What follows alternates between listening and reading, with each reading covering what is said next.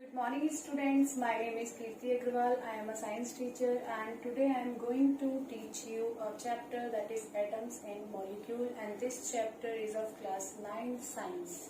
Okay, so let's begin with this topic. So the first topic is what is matter. Before understanding this atom molecules, first we need to know what is matter.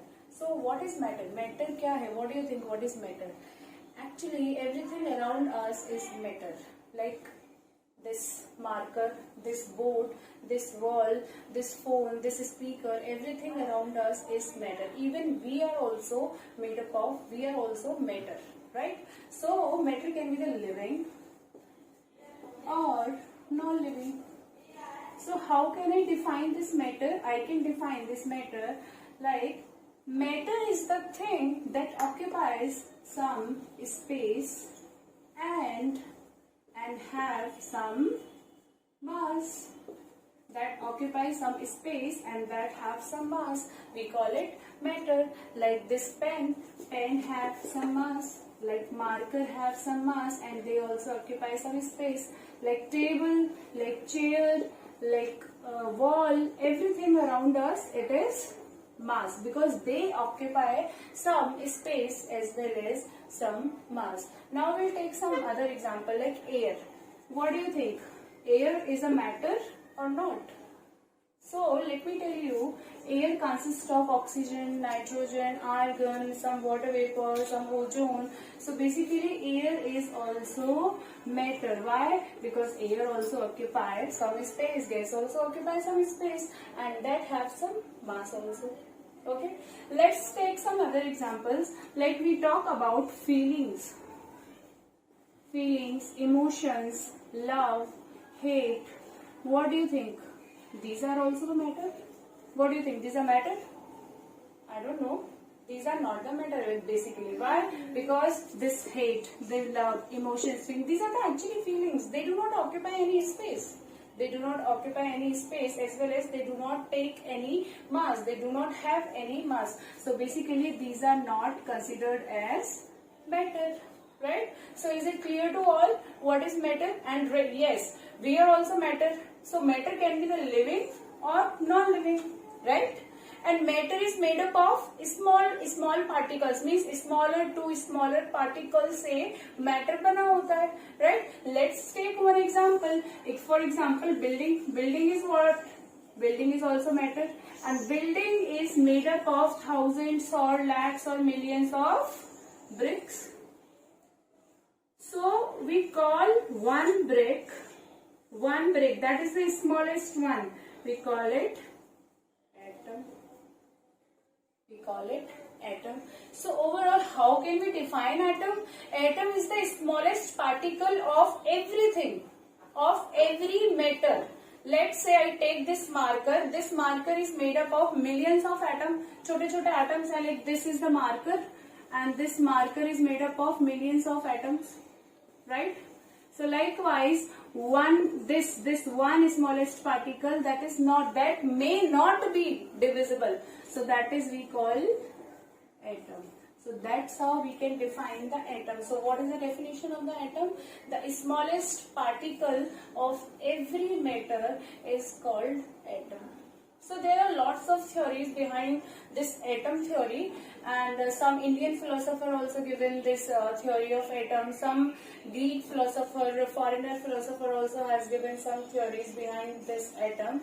So let's discuss all the theories one by one. First of all, first theory is given by the Maharishi Kanad theory. That is the Indian philosopher, and he has given the theory behind atom discovery. Okay, so what he said actually, Maharishi Kanad theory was that if we keep on dividing the atom, if we keep on dividing the matter, so let's say this is the matter, and if we are dividing this matter to the smaller and smaller particle, and there comes a time when we get the smallest particle, and this smaller, let's say this is the smallest particle, and that smallest particle may not be divided further. So this particle we call Parmanu.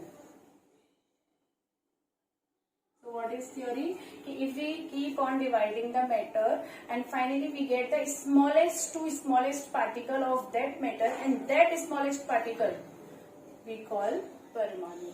So that is the theory which is given by the Maharishi Kanath. Now there is some other theory also that is given by Pakuda Katyayama theory. What is that? This theory, they said this matter and the particles which are present in this matter, they are present in the combinations. Like atom, what is atom according to him? Like they are present in combinations. Combinations में वो present हैं. They are present in combinations in matter. So that is the theory which is given by the Pakuda. ठीक है. Next theory, it is given by the Democritus and Leucippus theory, and that these are the foreigner philosopher, and they have introduced their theory behind this atom discovery. So they also said this theory is similar, almost similar to the Maharishi Kanath theory, because what they have said, they also have said कि if we keep on dividing the matter and finally there comes a time and we get the smallest to smallest particle of this, but they named it as atom, and that's why you have always seen in the news. And that's why you have seen in the newspaper on the news channel also, our Indian anchors, they always say Parmanu bomb. They never say this atom bomb, because this name is given by the Rishi who are from the India. This Maharishi Kanath, they were the Indians, so that's why we always call Parimanu. And this theory was almost up to the correct level. So this theory is given by Democritus and Leucippus theory, and they also introduced this theory, and they said that if we keep on dividing the matter and finally we get the smallest particle, and this smallest particle they named as atom. Instead of this, Maharishi Kanath named this smallest particle as Paramanu. So these were the theories which are given by different philosopher. Next, after this, one theory were also introduced, that is given by the Daltons. That was the Daltons theory, and it was the improved version of this theory that is given by the Democritus and Leucippus theory. That was the improved version of this theory. Now we'll see about what is the Dalton's theory, because he has given two laws behind the theory of atom. First is law of conservation of mass, and second was law of conservation, law of constant proportion. So now let's discuss these two laws. What was the laws of Dalton's theory? Law is law of conservation of mass, and second is law of constant proportion. So now let's discuss about this first law, that is law of conservation of mass. So the statement for this law is mass can neither be created nor be destroyed during a chemical reaction. So we can write mass can neither be created nor be destroyed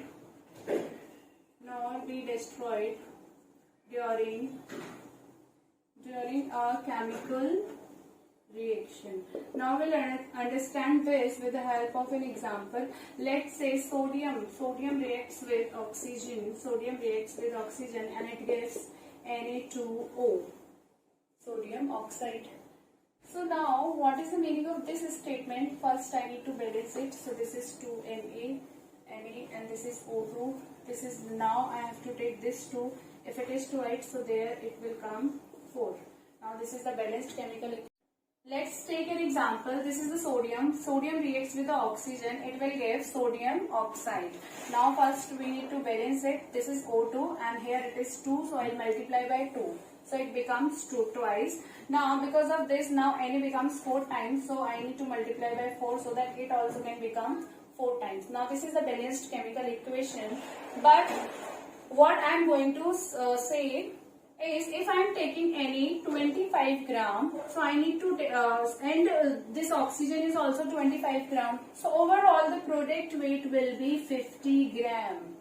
Understood? So what is the meaning of this statement? The mass during the chemical reaction, mass cannot be destroyed or cannot be created. Like if it is the 50 gram, we cannot get the 40 gram.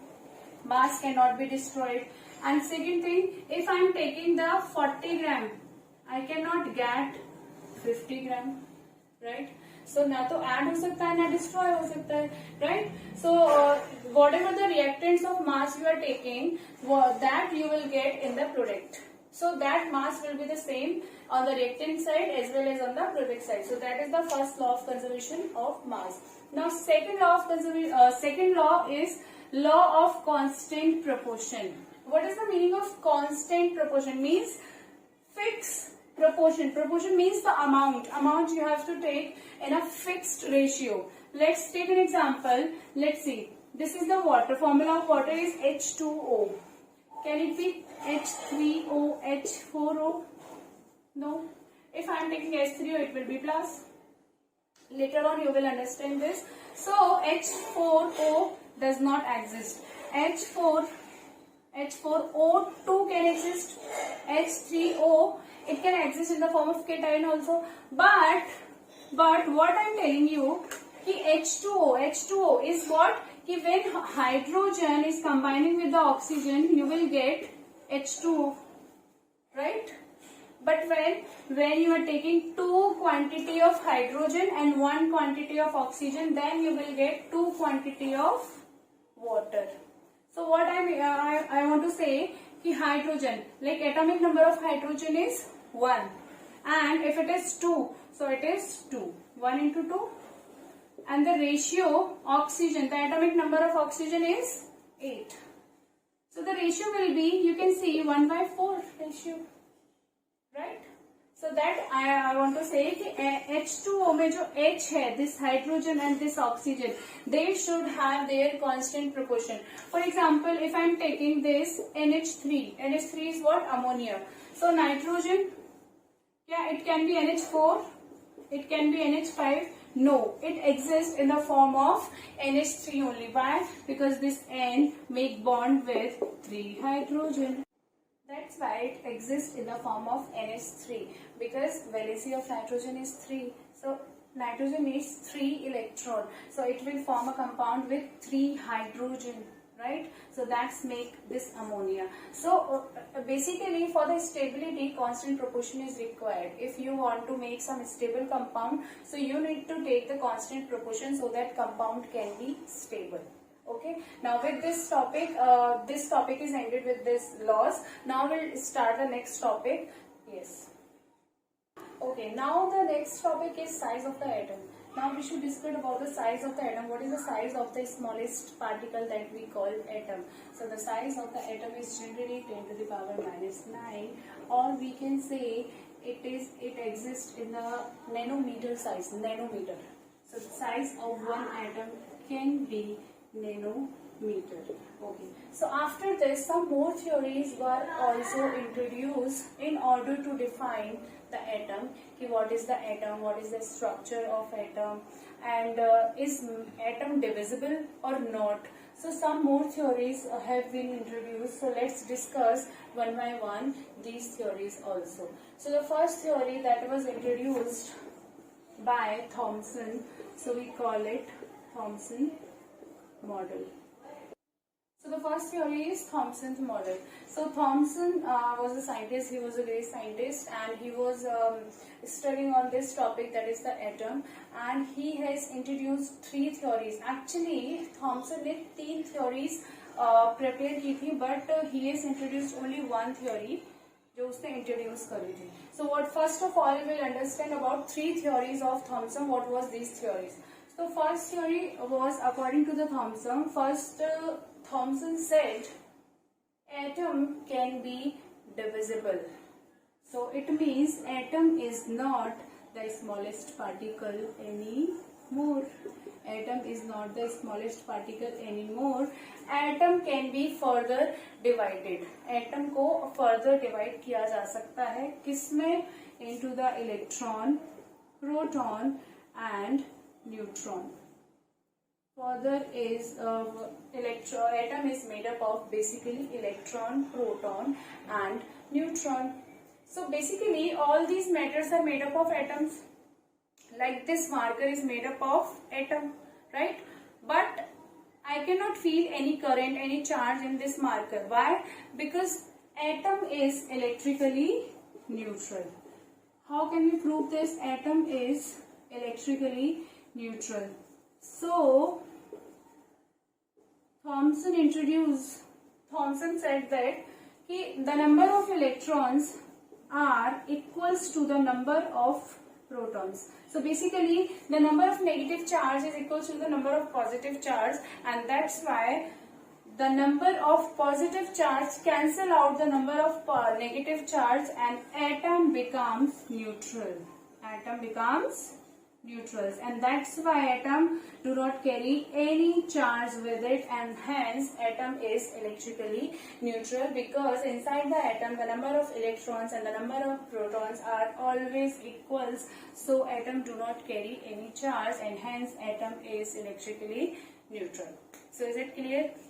Now how these electron, proton and neutron later on कैसे इनकी discovery हुई और कैसे ये मतलब how these electrons and protons are arranged in the structure of atom.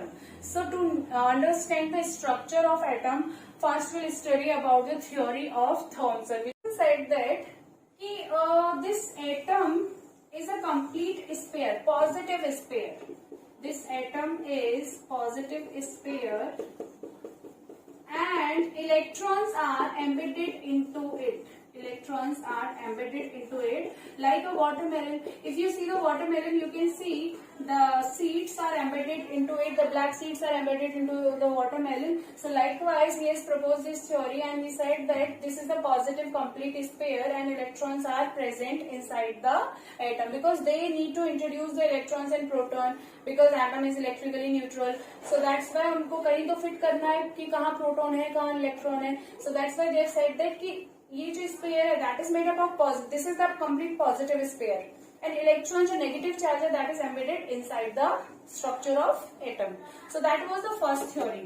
Overall उसके पास 3 theories थी, but he has introduced only one theory, क्योंकि उसके mind में 3 theories हो रही थी कि या तो it is the possibility, it is also the possibility, and third one also the possibility. So this was the first possibility which is given by the Thomson. Now the second possibility was the atom structure is like this. The electron and proton, they can be in the form of pair inside the structure of atom. They can be present in the form of like one proton, one electron, one proton, one electron. They are present in pairs, one electron with one proton, one electron with one proton inside the structure of atom. So this was the second theory which is proposed by the Thomson. Now the third possibility was, that was the correct one. Third possibility, that was the correct one. It was the atom is the sphere, and inside the atom, the center of the atom is made up of positive charge.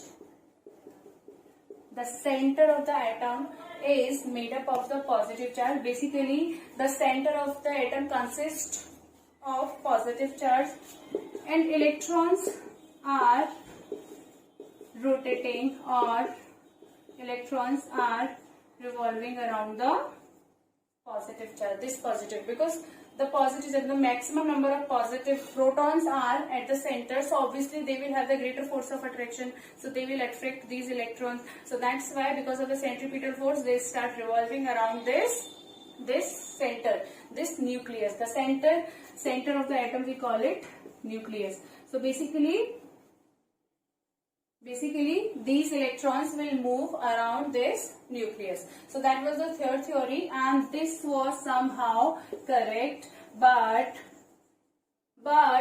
Thomson introduced this theory, the first possibility को उसने introduce कर दिया, and this theory was completely failed.